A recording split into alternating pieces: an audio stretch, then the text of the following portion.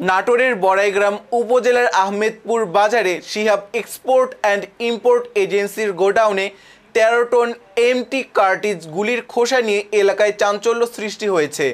তবে আইন মেনে কারখানাতে ব্যবহারের জন্য গুলির খোসা আনা হয়েছে বলে জানায় পুলিশ। শনিবার ২৫ অক্টোবর স্থানীয়দের কাছ থেকে খবর পেয়ে পুলিশ ও সেনাবাহিনী ঘটনাস্থল পরিদর্শন করে।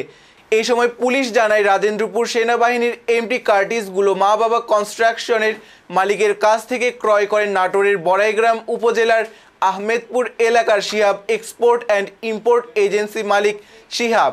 এমটি কার্টিজগুলো নিয়ম মেনে কারখানায় ব্যবহারের জন্যই ক্রয় করা হয়। এই সময় শিহাব ক্রয়কৃত এমটি কার্টিজের বৈধ কাগজপত্র দেখান। শুক্রবার ২৪ অক্টোবর রাতে ট্রাকে করে এনে গোডাউনে রাখা হয়।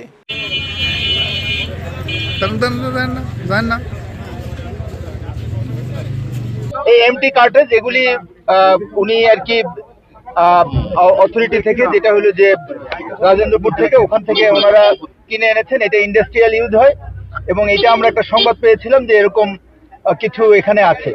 সেই সংবাদের প্রেক্ষিতে পুলিশ এখানে আসার পর আমরা স্থানীয় সেনা ক্যাম্পে খবর দেই এবং তারপরে এই সংবাদ পাওয়ার পর আমিও চলে আসি।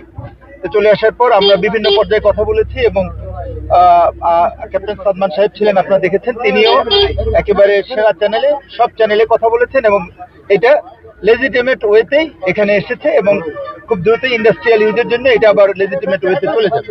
ধন্যবাদ।